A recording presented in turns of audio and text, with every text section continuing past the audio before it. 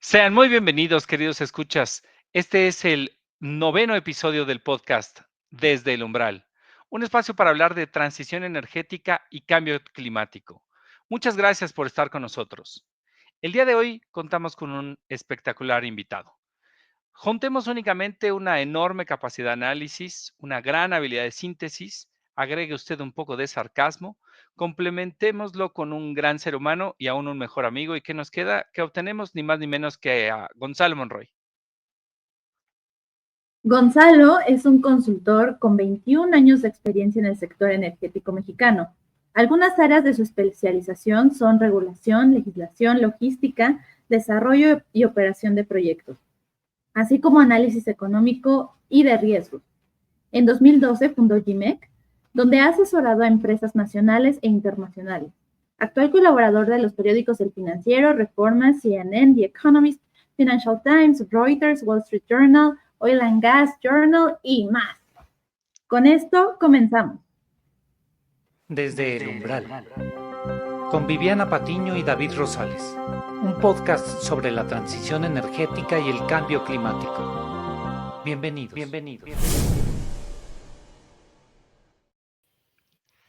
Estimado Gonzalo, bienvenido desde el Umbral. No, al contrario, mi querido David, Viviana, qué buena presentación y se los agradezco mucho, ¿eh? Yo sí genuinamente los vengo escuchando en los diversos capítulos, ya 9 que se han aventado, y ha estado muy interesante las discusiones. Pues muchísimas gracias, amigo, por acompañarnos en este proyecto. Es un gusto contar contigo. La verdad es que, Gonzalo, como sabes, buscamos el conocimiento y la experiencia de nuestros invitados para así entender mejor los desafíos, las oportunidades, las posibilidades hacia un futuro energético justo y sostenible. Pero pues aquí nos gusta conocer un poquito más sobre la historia de nuestros invitados, ese tema personal que, si me permites de una vez mencionar, contigo es enorme y muy divertido y sobre todo lleno de cambios, y eso es la verdad muy emocionante.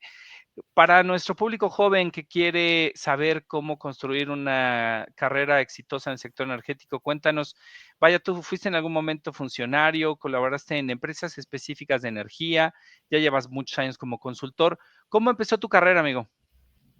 Literalmente por arte de magia y por muchísima parte de la casualidad. Literalmente me agarran pollito saliendo literalmente el último semestre de la carrera, y una consultoría justamente IPD Latin America ahí junto con John Padilla. Y empezar desde ahí, desde haciendo cosas extremadamente sencillas como reportes de inflación o los datos de crecimiento, revisar y entender la parte del presupuesto de egresos de la federación, de dónde viene el dinero, a dónde se está gastando, dónde encontrar los datos. Y a partir de ahí, yo te diría, David, gran parte de lo que fue a partir de ahí fue empezar a entender, relacionar qué cosa hace todo, de que todo tiene que fluir de una manera, porque si no vas a encontrar los famosos cuellos de botella. Entender de que a veces tienes que cuestionar el dato desde el mismísimo origen del dato, que puede ser que aunque un dato te lo hagan oficial, no necesariamente es creíble. Saber que muchas veces conviene más tener el contacto a boca de pozo, literalmente, para poder entender si el dato es real o es ficticio. Tener, y fíjate, es una cosa que va a salir mucho durante la conversación, entender de que nadie lo sabe todo. El sector energético es tan pero tan rico, tan pero tan complejo, tiene tantas áreas de especialización, que aquí es donde yo he conocido a las personas más brillantes que he conocido en mi carrera, gente con dobles doctorados en geología, con matemáticas, y de pronto decir cosas de pronto que dices, wow, este hombre, si se hubiera enfocado a la medicina, por decir algo, y hubiéramos encontrado la cura del cáncer. Y es muy interesante porque cuando empecé en esta pequeña parte, tener la capacidad y a la vez también un poquito de la humildad de agarrar y preguntar de cosas que hoy sé que eran extremadamente sencillas, pero que tuvieron la enorme disposición, justamente la generosidad de enseñarme cosas y de tener pues literalmente grandísimos maestros, mentores que te van enfocando en esa parte. Pues obviamente yo te puedo decir que yo lo aproveché lo mejor que pude, aprendiendo mucho y pero muy rápido. Yo a los 24 años, pues ya me tocaba platicar y sentarme en la misma mesa que el presidente de Shell, que ExxonMobil, que Del Paso, la gente de Valero, de lo que era Sempra, empezar a conocer eso y a entender ¿Qué es lo que están haciendo los proyectos? ¿Por qué los quieren hacer? ¿Qué hay detrás de todo esto? Y ocurre un fenómeno bien interesante y es cuestión, como decía yo, de suerte y también de timing, que en México estaba un proceso de cambio muy, pero muy importante. Seguramente ustedes lo van a recordar, digamos, un pequeño viaje al pasado. Obviamente lo que era el 97 se estaban haciendo a la Comisión Regular de Energía, ya empezaban a salir los primeros IPPs, estábamos hablando de un proceso sobre todo de mucha apertura en el sector, sobre todo eléctrico y de gas natural. En petróleo todavía le faltaba mucho para eso. De repente era el mundo totalmente pemexcéntrico, con el sagrado artículo 27 constitucional, que no me lo vaya a tocar ni siquiera el Tata Lázaro. Y es interesante porque ahí vas entendiendo de que, a ver, gas and power, cosas que se están hablando de hoy, de la parte de las emisiones, sustitución de combustible, seguridad de suministro, diversificación de la matriz energética, son cosas que ya se hablaban desde el 2004 y que apuntaban a otra dirección. Y es ahí donde se encontraba la parte del idealismo con una cosa que se llama realidad.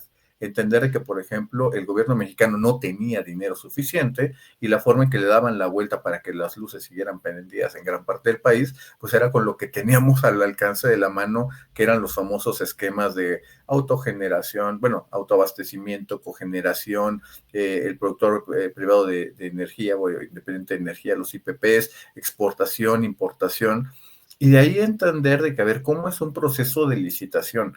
¿Por qué? Y es importante incluso que ir a las juntas de aclaraciones.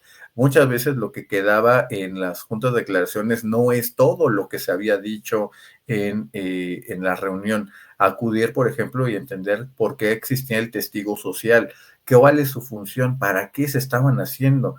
Es muy importante porque todo esto tú dirías, bueno, esas análisis de escritorio, lo cual es interesante porque es un poquito más después, tiene que ver cuando yo me aviento a hacer proyectos de energía ya por mi cuenta en el 2010, habiendo ya pasado por la Secretaría de Energía, y ahí entiendes de que la regla es otra, entender de que alguien como un presidente municipal importa mucho, de que si eso está alineado al plan de desarrollo de la comunidad o de la región, porque las reglas ambientales importan e importan mucho, que de pronto algo como bueno, en el último sexenio no, pero por ejemplo el Instituto Nacional de Arquitectura e Historia, si de pronto te encuentras un vestigio arqueológico en la ruta de un ducto, de una línea de transmisión, de un derecho de vía, pues te va a hacer un dolor de cabeza. Entender estas diferentes aristas de los aspectos de hacer un proyecto, no solamente de concebirlo en el escritorio, sino de hacerlo, pues es una de las cosas que más puedo decir que he ido aprendiendo con el paso de los años, mi querida Luis. Oye, a ver, entonces, estuviste en el 10 en CENER, ¿con qué secretario y subsecretario? Y entiendo que estuviste poco tiempo, ¿no te encantó? Es muy correcto, fíjate, yo lo he llegado a platicar con mucha gente y no tengo ningún problema de decirlo, a mí me corrieron, tal Ajá. cual. Y ahorita vamos a hablar el por qué también entendí y aprendí una lección que el día de hoy llevo mucho.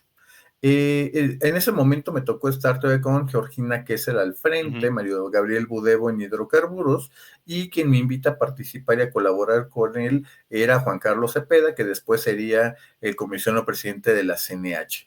Y pues obviamente yo viniendo del mundo de la consultoría, pues obviamente es de que siempre tienes una desventaja en términos del acceso a la información.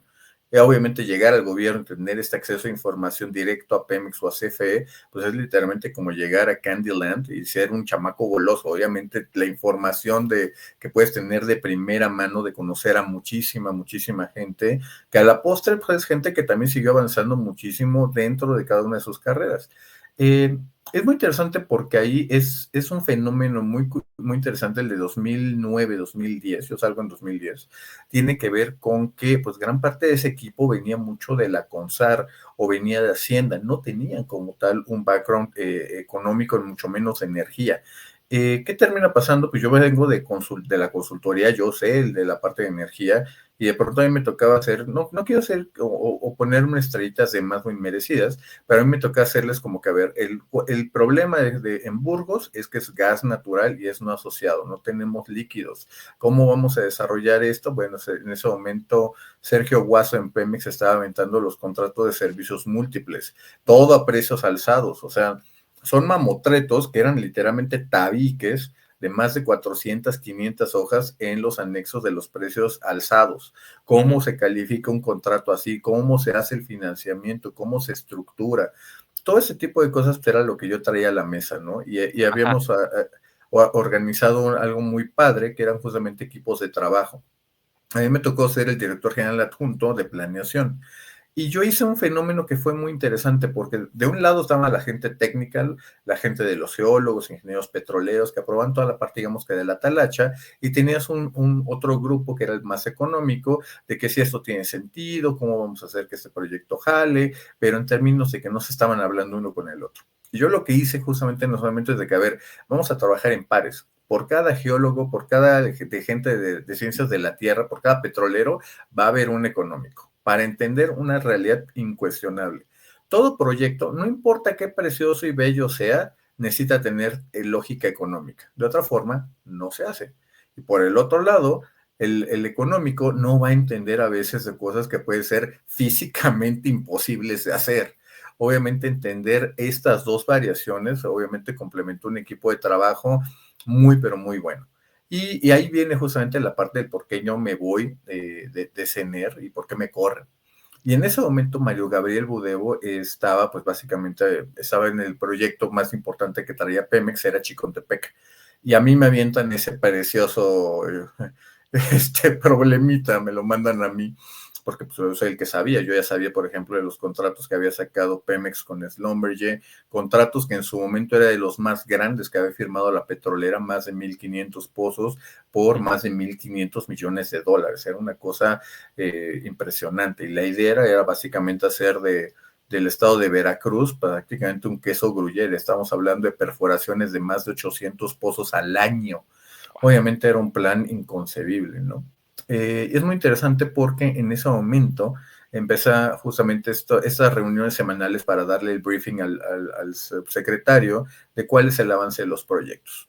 Y siendo como soy yo, y aquí viene la lección, es de que, señor, pues es que esto no es la parte de cuánto dinero va a dar. A la postre, ese es un proyecto que era económicamente inviable por donde fuera. Se le metieron más de 11,000 millones de dólares para una producción pico de apenas 70,000 barriles, poquito menos, 68,200. Obviamente ahí a Gonzalo, un Gonzalo apenas de casi 30 años, pues se le va la boca. Señor, la Secretaría de Hacienda no es una área administrativa del Servicio de Administración Tributaria. A nosotros nos corresponde que el proyecto se haga bien, independientemente si hace dinero o no lo hace. Esto tiene también en el sentido sobre todo de que sería la sustitución o lo que vendría a reemplazar a Comalopsap cuando empezara a declinar. Esa era la idea. Pues obviamente ahí está la gran lección. No es que yo estuviera equivocado, sino que no tenía la posición, ni tampoco era el momento para yo expresar mis opiniones. Había otros canales para hacerlo quizá de otras formas, y esa es una lección bien, bien importante. No es que estés equivocado, tienes que tener un buen manejo del timing para poder crear el efecto resultado. Esa lección es algo que aprendí, a la buena, a la mala también, pero que son cosas que uno va marcando de los errores, ¿no? Y idealmente vamos cada uno aprendiendo de ellas. Oye, y para terminar de conversar de tu carrera, querido amigo, ¿cómo es que pasamos de ese Gonzalo Monroy que en el 11 estaba saliendo de CENER o en el 10 a este líder de opinión, referente en noticieros, en largas conversaciones con Broso y este tipo de temas que te llevaron a estar, pues yo creo como uno de los principales referentes, insisto, en materia energética mexicana? Fíjate, esa va a ser, le vamos a meter así que turbo, le vamos a meter al turbocargador de diésel. Pues mira, la realidad es que después de que está algo de la Secretaría de Energía, me pongo a hacer algunos proyectos para unos desarrolladores inmobiliarios que estaban pensando en poner prácticamente unas turbinas ahí muy cerca del Cerro de la Bufa, donde hay una potencia muy buena de energía eólica, y la idea es que a través de un esquema de autoabastecimiento pudieran ofrecer vivienda sustentable. Era una idea bastante buena. Y ahí aprendo mucho porque el proyecto se cae y de pronto te das cuenta de que se cae porque aparece alguien de que aquí tengo mi título de expropiación de 1939 y entonces, ¿qué diablos pasó, no? A ver, se equivocaron en el due diligence, ¿qué diablos pasó? Y es importante esto porque entiendes, y me doy cuenta 6 meses después cerrando el fideicomiso, que pues había resultado que era el síndico, el primo del síndico regidor. Ajá. A pesar de que la comunidad se le iba a dar el 1% de la energía, que en su momento iba a ser lo más alto de todo el país, aún así buscaban lana. Y ahí es donde empiezas justamente a entender de qué cosas a nivel de piso, simplemente esto afecta muchísimo. Ya estamos hablando 2012 y ocurre un fenómeno muy interesante. Ya estaba por ahí el run run de que el entonces candidato Enrique Peña estaba pensando en una reforma energética. Y eso es bien interesante porque hay que entender incluso por qué ocurre el fenómeno aquí en México y qué está pasando a nivel global. Hace muy poquito acabo de hacer una presentación en la Universidad Panamericana, perdón, en la Náhuac, y hacía justamente un recuento de la parte de los precios. Y obviamente con los precios tenemos costos de producción todavía muy bajos en Pemex y precios por arriba de los $100. El incentivo para que México tome una cuenca no explorada fuera así, pues simplemente se están creando el momento internacional, los mercados están viendo a México, procesos de apertura, un avance democrático, las finanzas públicas bastante estables, estaba el momento preciso para esta gran coalición entre financieros, académicos, industria, incluso la propia posición del gobierno de buscar atraer estos grandes capitales y llegar a ese mítico crecimiento del 5%, que era lo que se había prometido. Todo esto ocurre justamente ahí y es ahí donde nace GMEC, porque pues mis viejos clientes, cuando era consultor con John, pues me hablan, Gonzalo, ¿qué andas haciendo? Y yo, pues ando haciendo parques eólicos y así, Gonzalo, lo tuyo es el hidrocarburo, vente para acá. Y empezar a hacerte una parte de papers, de tener muchas reuniones, de generar muchas ideas. Todo esto incluso antes de la elección de Enrique Peña Nieto, todo esto fue en preparación a todo esto que vendría muchísimo después. Y a partir de ahí, fíjate, vuelvo a relanzar mi carrera, ahora sí ya como consultor independiente, y tratando de entender qué es lo que estaba pasando. ¿Por qué, por ejemplo, en México ya estábamos hablando de una parte de licencias y cómo hacer incluso el fraseo para que no fuera una concesión que explícitamente estaban prohibidas en la Constitución? ¿Cómo entrar y explicar contratos de producción compartida que en México nunca jamás habíamos visto, pero que toda la industria es lo más común del mundo? ¿Cuál iba a ser el alcance de que teníamos que tener una parte ambiental o por qué se crea la CEA para generar literalmente un favor político del Partido Verde y poderlos traer a bordo? ¿Cómo se estaba diseñando una nueva política fiscal para poder hacer esto que fuera neto? ¿Cómo hacer esta parte de la preservación de la riqueza petrolera con el fondo mexicano, que se había tomado la lección prácticamente del fondo noruego? Todo este tipo de experiencias, obviamente yo y muchísima más gente también estaba involucrada y cada uno lo estaba atacando a diferentes lados y por eso fue no una alianza, fue una gran coalición que íbamos hacia el mismo punto. En el Inter, pues, seguimos avanzando, vemos cómo se desarrolla primero las subastas eléctricas, vemos cómo avanzan la parte de las rondas petroleras, algunos fracasos, algunos aciertos, el aprendizaje que todos, absolutamente todos estábamos teniendo, de qué cosas funcionaban y qué cosas no. Por ejemplo, cosas tan simples como cambiar los valores mínimos. Primero, muy poca gente se acuerda, pero la primera licitación, la 1.1, salió con valores de reserva de 40%. Nadie iba a pagar 40% nada más de arranque. ¿Cuál fue el punto? Pues obviamente hubiéramos tenido 2 bloques más en licitación que probablemente ahorita estarían alcanzando producción o al menos están ofreciendo algo de reincorporación de reservas. Todo eso que te platico, David, pues eventualmente me vuelve a posicionar muy bien. Ahora sí puedo decirte que gran parte de lo que hago o de lo que estamos haciendo al día de hoy, pues es muchísima esta inteligencia con un network que puedo decir que es bastante grande, que puedo conocer gente que está en la operación del campo, gente con la cual me tomé una cerveza hace 10, 15 años, ahorita ya están en las refinerías en buenas posiciones, entender un acceso de información como muy pocos. Y eso es justamente lo que me lleva al famoso 6 de enero del 2019. ¿Y por qué pongo esa fecha tan específica?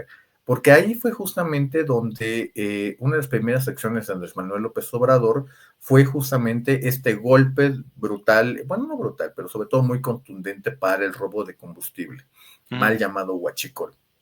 Y literalmente cierran la refinería de Salamanca, cierran también los ductos, y era tanta la secrecía de que no se fueran entonces a decirle a los malosos y todo esto, y pues simplemente se viene toda la parte del desabasto, ¿no? Y literalmente una cosa, de nuevo, también un poco de suerte, se genera un vacío de información. Y yo literalmente lo único que tuve que hacer fue llamarle a mis amigos de la refinería, preguntarles qué estaba pasando y salgo literalmente a través de un hilo de Twitter a explicar qué es lo que estaba ocurriendo y qué es lo que iba a pasar, que obviamente en una parte totalmente segmentada, pues era muy fácil saber de que, a ver, si cerraste la refinería de Salamanca, vas a perder los mercados de todo lo que es el occidente, vas a perder Guadalajara, vas a perder Morelia, vas a empezar a perder el Bajío de a poco. Tienes ahí eventualmente todas lo que son las rutas de suministro, que no es otra cosa que seguir los ductos. Obviamente aquí el vacío que se genera de información lo termino llenando yo, es la verdad de las cosas. Y de pronto nos damos cuenta de que, oye, pues Gonzalo sabe de petróleo, oye, Gonzalo sabe de refinación, oye, Gonzalo sabe de gas natural, oye, Gonzalo también sabe de tratados internacionales, oye, también sabe de política regulatoria, bueno, en este caso está la parte del proceso regulatorio legislativo. Y pues palabras menos, me vuelvo el ajonjolí de todos los moles, ¿no? Esa es la verdad de las cosas. Y como yo siempre lo he dicho y lo he reconocido, yo no soy necesariamente el mejor consultor, porque hay diferentes áreas de especialización en tantas cosas, ¿no? Si acaso yo tengo la facilidad de poderlo expresar de una manera mucho más fácil, no solamente hablando para el sector, sino tratando de hacerlo de que sea una historia que sea y que nos importa absolutamente a todos. Y en esa habilidad precisamente de comprensión, querido Gonzalo, y de comprensión de las ideas, queremos preguntarte también ahora en el ajonjolí del ámbito internacional. El mundo está cambiando, el mundo tiene elecciones con resultados para algunos inesperados, para otros no tanto, pero importantes sin duda. El mundo tiene guerras por aquí, guerras por acá, leyes marciales o intento de leyes marciales en algunos países. Y el sector energético sin duda tiene un lugar muy especial a nivel global. Entonces te queremos preguntar, como tú sabes, en este podcast el principal eje es hablar de transición energética y cambio climático. Entonces, ¿qué ve Gonzalo Monroy para los siguientes 20 años en este frente en el mundo? ¿Cómo has visto la última COP? ¿Lo logramos? ¿No lo logramos? ¿Nos bajamos? Dinos. Fíjate, qué buena pregunta, Vivi, y esa también es la razón por la cual yo quería platicar con ustedes también. Y puedo decir que anhelaba esta invitación, porque es muy interesante saber dónde estamos al día de hoy. Y fíjate, es muy interesante incluso hablar de la parte de la transición energética en dos ámbitos. Uno, la aceleración justamente de la tecnología y cómo se desplomaron los costos, sobre todo de la energía solar. Y la eólica sigue avanzando con turbinas cada día más grandes que van generando mejores costos en los economics. Eventualmente veremos en ambas tecnologías aumentar el factor de capacidad de carga. Eso es algo que tenemos que ir avanzando en esa parte, que nos den más generación por unidad producida. Habiendo dicho eso, hay que entender de dónde estamos al día de hoy y por qué el avance o el ritmo de la transición energética se está debilitando o está bajando un poquito el paso. Empezaré diciendo que esta cosa ya es irreversible. La transición energética es una dinámica que va. Solamente lo que tenemos que definir es a la velocidad a la cual avanzamos. Hoy mucha gente dice, es que Trump ya se salió del Acuerdo de París, bla, bla, bla, una serie de cosas, pero las emisiones de los Estados Unidos han seguido bajando de manera continua, precisamente por la abundancia del fracking que están sacando, que está sacando al propio carbón, que es muchísimo más contaminante. Este efecto sustitución ya está ocurriendo. ¿Cómo vamos a lograr llegar hasta que este tipo de energías, que mucha gente se equivoca cuando dice que son intermitentes, y no son intermitentes, son variables? Obviamente aquí tenemos que estar viendo cómo vamos a mejorar esto para meterlo más como energía base o base load. Todavía nos falta tecnológicamente para eso. Es muy interesante porque de este avance tecnológico que les platicaba, también está ocurriendo en todas las demás partes. No es de que solamente los renovables están avanzando, también la parte del petróleo está avanzando, el propio gas natural está avanzando, tecnologías como el hidrógeno van a ser cada día más importantes y eventualmente necesitamos un brinco tecnológico para poder llegar hasta donde queremos llegar.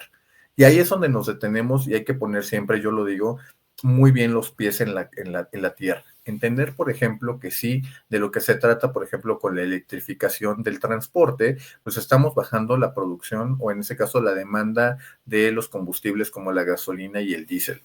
pero ambos van a ritmos muy diferentes. Ciertamente ya tenemos BYD, tenemos todos los autos chinos eléctricos, tenemos Tesla, vemos con muchísimas dificultades como otras marcas también sacan sus modelos eléctricos. El problema es que también nos damos cuenta de que estos avances no han llegado todavía a los factores más grandes. Falta mucho todavía para poder ver un avión 100% eléctrico, falta mucho para ver trailers o avión, o en ese caso trenes manejados por otro tipo de cosas. Obviamente aquí tenemos que entender de que necesitamos otros avances tecnológicos en la parte nuclear, en la parte del hidrógeno, para poder llegar a hacer un cambio sustantivo en la parte de las emisiones. Y todo esto, Viviana, antes de que hablemos también de los cambios que tienen que ocurrir en la parte de la demanda.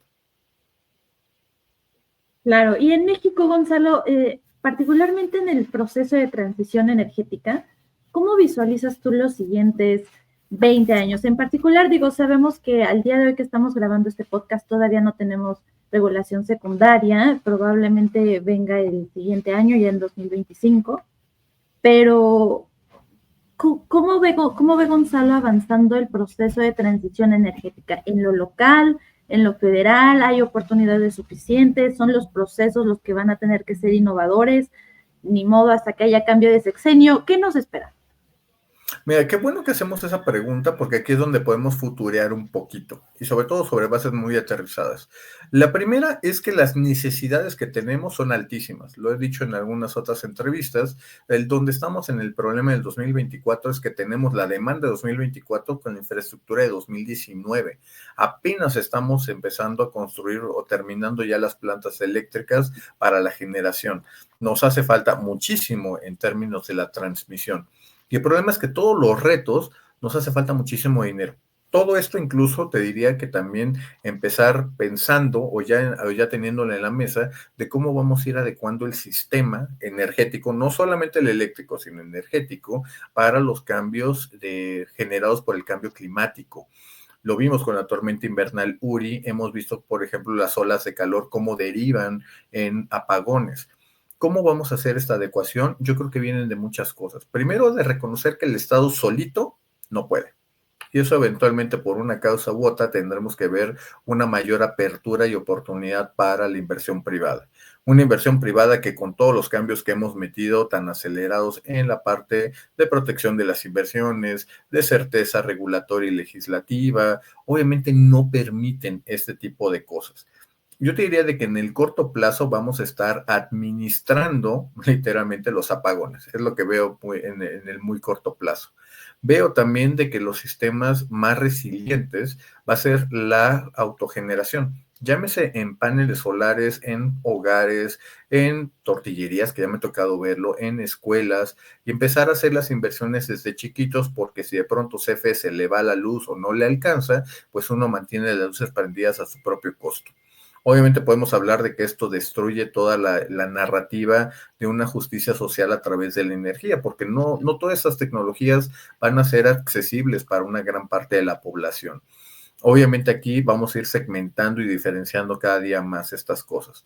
Y eventualmente cuando México decida que no es suficiente administrar los apagones, sino generar el camino para llegar a una prosperidad compartida, nos vamos a dar cuenta que vamos a necesitar la ayuda de absolutamente todo, absolutamente todas las tecnologías, de absolutamente todos los combustibles. Eso yo te diría que no lo veo más hacia el 2030-35, pero como igual que la tarjeta de crédito, no hay plazo que no se cumpla y la cuenta la vamos a tener que pagar. Gonzalo, eres un estudioso de la inteligencia de mercado, la ingeniería, las finanzas de los proyectos y también incluso diría yo de las relaciones públicas de los mismos en México y en el mundo. Pero bueno, en nuestro país, sin embargo, la política pública y la regulación a veces tienen un peso mayor incluso que todos estos componentes o estos fundamentales, como dicen los que saben como tú. Yo te quisiera preguntar, aunque sea de a pocos minutos, dime, ¿qué demonios pasa en México? ¿Por qué esto no deja de ser así y la política pública está tan metida en nuestro día a día? ¿Por qué parece que en tantas y tantas personas y gobernantes en México por décadas, esto no es nada más de esta administración, la soberanía energética está tan cerca de estos negocios? La soberanía y la energía no deberían de estar necesariamente en la misma frase, pero en México ocurre mucho. Fíjate, qué buena pregunta, David, y aquí es donde hablamos un poquito incluso de la parte de la idiosincrasia nacional. ¿Por qué especialmente Andrés Manuel López Obrador y hoy en su continuación con Claudia Sheinbaum, por qué le apuestan tanto? ¿Por qué por tanto tiempo tuvimos como sacrosanto el artículo 27 constitucional? ¿Por qué? Pues uno de los grandes hitos de Unión Nacional fue la expropiación petrolera y vimos las famosas fotografías donde iban las señoras a dar sus joyas, a dar la gallina. Este gran momento de unidad nacional en toda lo que vemos el simbolismo y la simbología que ha manejado diferentes tipos de gobierno, y apuntas muy bien, no es una cosa nueva, es el entendimiento sobre todo de esta cosa que parecía tan etérea, que es la famosa rectoría del Estado. Por mucho tiempo, gobiernos mucho más yo diría que de corte de pro mercado, veían en esta rectoría es, yo voy a poner las reglas esperando y poniendo incentivos o también penalizaciones para incidir en las conductas de los agentes económicos. Llámese consumidores, por ejemplo, el horario de verano, de los productores, si va a haber alguna exención fiscal, te voy a regalar permisos, bueno, o terrenos o alguna exención fiscal o X, Y, Z. Todo este tipo de cosas es entenderlo. Sin embargo, tienes también un gobierno, por ejemplo, más el priista, por ejemplo, de López Mateos en los 60s, o el de Echeverría o el de López Portillo, donde esta centralización del discurso, pues simplemente es en la mayor generación de riqueza para el Estado. No necesariamente para los consumidores, sino para el Estado. Llegamos justamente a la versión ya más reciente y a la vez más incorporada de todos estos elementos, que es lo que hace Andrés Manuel López Obrador, donde entienden la rectoría del Estado como el Estado productor, el Estado como el agente económico, o lo que mucha gente ha llegado a considerar, creo que de una manera errónea, como el capitalismo de Estado. Un agente económico mucho más activo. No es dejo hacer, sino yo pongo las reglas para que hagan a mi alrededor. El problema es de que ya los tiempos ya no nos dan para eso, David. Y fíjate, es interesante ponerlo incluso el por qué la idea no jala, aunque la idea fuera buena, la idea no jala con lo que está pasando al día de hoy. Esto podría haber tenido mucho más sentido, como le pasó a Hugo Chávez con el superboom de los commodities, o como le pasó a Pemex o a México cuando descubrimos y explotamos Cantarell, que obviamente nos mandó a las grandes ligas. Hoy no estamos ahí, hoy de lo que se trata es de administrar un portafolio de producción petrolera que viene bajando. Vemos estos esfuerzos narrativos de la soberanía energética que fácilmente es traducible a la sustitución de importaciones de gasolina y diésel. Y en el Inter te das cuenta de que esta cosa pues es simplemente una fachada, porque no tiene la administración ningún tema en que sigamos importando una gran cantidad de petroquímicos, del propio gas natural, o que hablemos de cosas como la turbocina que les hemos importado pues prácticamente desde que se inventaron. Obviamente aquí se trata más de estos famosos simbolismos porque todavía tienen gran capital político. Y esta parte es una cosa muchísimo más perniciosa, David, porque todavía al de hoy sigue siendo extremadamente rentable para un presidente municipal, para un joven alcalde, para un activista, ir y cerrar un pozo de Pemex, ir y negociar, organizar a una comunidad, municipio o estado para que no pague la electricidad y tratar de negociar con la CFE. Mientras siga siendo rentable políticamente el tema de la energía, no vamos a poder superar gran parte de estas concepciones o percepciones, David. De acuerdo, y esos incentivos son parte del entramado regulatorio, ¿no? Ahí se pueden mover los incentivos. Ahora bien, hablando de cosas para las que ya no tenemos tiempo, ya no tenemos tiempo para ponernos las pilas e ir hacia el cuidado y la batalla contra el cambio climático. Y me gustaría preguntarte, Gonzalo, en materia de transición energética, vamos a México. A ver, todavía no hemos llegado al 30%, de repente como que le hacemos un guiño por ahí, llegamos al 28% tal vez algún día, pero no hemos llegado al 30% de generación de energía limpia, eléctrica. Sin embargo, no es el único frente, ¿no? O el único indicador. También es cierto que México todavía es un alto consumidor de hidrocarburos. Entonces, en este sentido, nos gustaría preguntarte, ¿cómo visualizas, o más bien, qué visualizas que pueda ocurrir en México para que se dé un giro, aunque sea leve, ya sea en la parte de electricidad o en la parte de hidrocarburos, para que paulatinamente vayamos hacia un futuro más sostenible. Si esto no va a esperar a que nos pongamos de acuerdo, entonces, ¿qué tiene que pasar? Fíjate, qué buena pregunta esa, Vivi. Literalmente le puse mucha neurona a eso. Y la primera es entender un trilema que está ocurriendo en este momento. Uno tiene que ver con la asequibilidad. Otra, que lo conoce y incluso ha abusado del término la administración pasada y actual, que es la confiabilidad, que sea con una manera de energía confiable.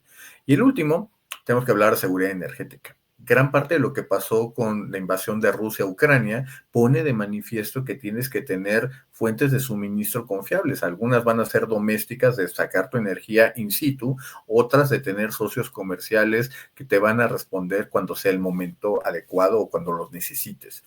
Es muy interesante porque la respuesta yo te diría all of the above. Tenemos que tener esfuerzos locales focalizados a nivel de hogares, tenemos que tener una política pública que permita la expansión, sí, ahora sí que sin costo al erario o dando las facilidades a través de paneles solares, por ejemplo, a través del FIDE. Tenemos que estar hablando también de una política de nueva construcción de vivienda que soporte las inclemencias del cambio climático. Llámese, por ejemplo, con mejor protección térmica para poder soportar los calores o también los inviernos que cada día son más fríos y más pronunciados. Si no tenemos todo esto, pues muy difícilmente vamos a tener un sistema que sinceramente que nos aguante. Y en este sentido, y por desgracia los ejemplos abundan desde la devastación que fue Otis ahí en Acapulco, los apagones porque se quemaron unos pastizales, obviamente tendremos que estar hablando de cómo hacemos que se cumplan los tres principios al mismo tiempo. Y no es una tarea sencilla. Me parece en este momento que hasta que no haya un cambio, sobre todo de incentivos políticos, económicos, parece que nuestro país está en este momento simplemente administrando un problema en lugar de empezar a resolverlo. No veo todavía cómo esta parte truena, si no es, o hay un cambio, mejor dicho, si no es por el cambio de política, si no es precisamente por un declive económico. Hasta que no sea eso y se pierda el apoyo político, no veo justamente cómo se puede cambiar la situación en el corto plazo. Oye, Gonzalo, perdona, hablando entonces de emisiones y de cambio climático, nos planteas un futuro entonces tal vez muy retador, algo difícil de que ocurriera en estos 20 años que planteaba Viviana, en este giro de timón, pero ¿no ves algún proyecto específico, alguna situación que sí pudiera implementarse en los siguientes 6 años para incidir con fuerza en este frente, en algo que nos permitiera tener, insisto, un poco de transición energética, reducción de emisiones de metano, de otros gases de efecto invernadero, algo con lo cual México pueda ayudar al cambio climático? Fíjate, qué buena pregunta, y es que es bien importante entenderlo, sobre todo de una manera holística. Déjame plantear a qué me refiero. Está, por ejemplo, estos grandes discursos, y eventualmente, como dijo Viviana, lo vamos a ver seguramente en la regulación que vendrá muy probablemente en febrero. Veremos justamente este avance, sobre todo en energía renovable. Ya salieron por ahí algunas licitaciones para perforación de campos geotérmicos, una tecnología que se nos había olvidado en prácticamente por 12, 14 años. Hay avances significativos de ese lado. Pero cuando volteas a ver hacia la parte de la industria petrolera, Pemex privados, la industria petroquímica incluso, pues nos damos cuenta de que estamos expandiendo, lo cual obviamente la cantidad de emisiones van a ser mayores a lo que podemos capturar con los cambios, sobre todo de renovables. Esto es importante para entender de que es uno o el otro o ambos. En este momento yo te diría, a ver, la mejor fórmula que tendremos para hacer una reducción de emisiones sería en ese caso cerrando pozos. Hoy Petróleos Mexicanos con estos adeudos que le tiene a sus proveedores en su deuda, en sus capacidades técnicas y operativas, pues simplemente no va a poder detener todo lo que son las emisiones fugitivas. Hemos visto, por desgracia, los muchísimos incidentes por falta de mantenimiento, escenas dantescas, como que se está incendiando el océano. Lo hemos visto, parece ahí una cosa de ciencia ficción, pero ¿qué ha ocurrido? Y que va a seguir ocurriendo precisamente porque no hay dinero que alcance. Es ahí donde, a menos de que tengamos una visión muy clara, metas muy bien definidas y una estrategia precisa que incorpore diferentes tecnologías, diferentes actores y una multitud, valga la expresión, esta gran coalición, pues simplemente vamos a ver cosas muy, pero muy inconexas. Si bien estamos avanzando, por ejemplo, en la parte del gas natural, pues en el gas natural lo sabemos que va para algunas plantas, pero hoy se fue encontrado un mercado para venderlo de exportación a través del gas natural licuado. Vemos que se quiere hacer una expansión de energía renovable en los parques industriales. Perfecto, pero más parques industriales significa también mayor consumo de diésel para poder mover las mercancías que se están produciendo ahí o que se están transportando ahí. Todo este tipo de entendimientos tenemos que llevarlos, aunque yo te diré que un poquito más sofisticados y también muchísimo más aterrizados para que la gente entienda cuándo vale la pena. Déjame darte un ejemplo que yo creo que todos los que somos padres lo hemos visto. Mover un auto de 1 tonelada o de media tonelada para avanzar 3 o 4 kilómetros para dejar a los chicos al colegio. ¿Es esa la mejor forma de hacerlo? Quizá no. ¿Cómo vamos a podernos coordinar con otros padres para poder entonces sacrificar un poquito de seguridad, un poquito de comodidad para tener este tipo de cosas? Es un entendimiento que, por desgracia, David, y no es ninguna casualidad que haya dejado este libro aquí arriba, tiene que ver con que esta pérdida de confianza que está ocurriendo a nivel global en las sociedades, por desgracia, inhibe este tipo de esfuerzos colaborativos que podrían hacer una diferencia significativa en la lucha con el cambio climático. De acuerdo, muchas gracias. Voy a rescatar un adjetivo que mencionaste, Gonzalo, y es este de conexión. Aquí nada está carente de conexión. Literalmente en energía todo está conectado. Entonces, me gustaría preguntarte también por la parte geopolítica específica de México-Estados Unidos. Estos dos países tienen una conexión y una correlación muy, muy cercana, no nada más en materia de comercio, sino también en materia de energía. Entonces, platícanos, acaba de ganar las elecciones Trump hace menos de un mes. Entonces, ¿qué viene con las posturas que ha anunciado Trump en materia energética? ¿Existe algún riesgo u oportunidad ambiental, climática, estructural que vislumbres para México y Estados Unidos? Fíjate, curiosamente sí la tengo y es mucho más optimista de que lo que la gente pensaría. La primera es que tienen muchísima menos incidencia de lo que imaginamos Trump en el sector energético. Porque lo que él quisiera es el America First y vamos a perforar drill baby drill, frack baby frack. Y la realidad es de que ahorita hay tal capacidad de disciplina financiera en la industria de hidrocarburos que no van a perforar, porque si perforan, ahorita estarían llevando y desplomando el precio, y si desploman el precio, todo el sistema que ha sostenido los últimos 4, probablemente 5 años a la industria energética, pues obviamente va a hacer esto. Y esto que estoy diciendo lo voy a bajar en un sistema más llano. Ahorita empresas como Exxon, como Shell, Valero, Chevron, prefieren hacer recompra de sus propias acciones o dar dividendos a sus accionistas que sacar barriles de petróleo. Y eso es importante porque eso significa que vamos a mantenernos una producción prácticamente lo que está ahorita. Ahorita realmente nada más hay 3 cosas que se están moviendo en el mundo: Guyana, Brasil y West África. Eso es lo que se está de nuevos desarrollos. No hay nada nuevo bajo el sol. Aún de que Trump ponga todas estas facilidades, no va a ocurrir. Por ejemplo, alguien como Ken Paxton, el procurador de Texas, está diciendo de que quiere demandar a BlackRock, a Vanguard y a otros inversionistas porque estaban causando un daño a la parte del carbón.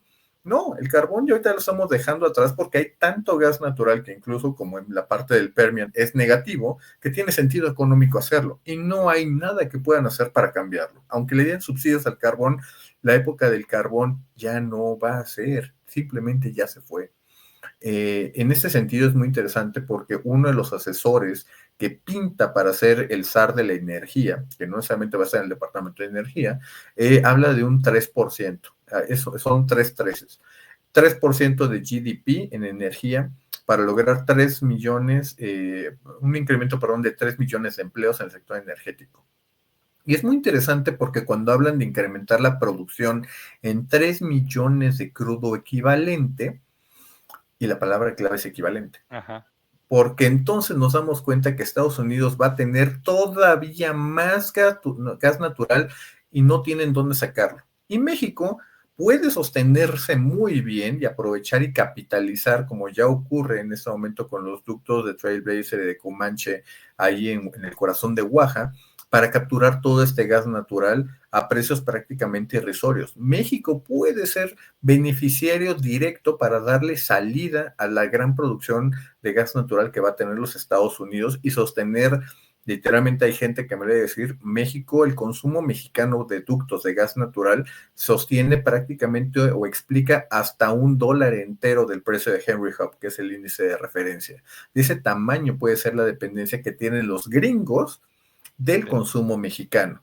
Así que en ese sentido te diría de que yo lo veo con muchísimo, muchísimo optimismo si es que podemos encontrar estos canales de comunicación y de confianza que hoy claramente están siendo puestos a prueba.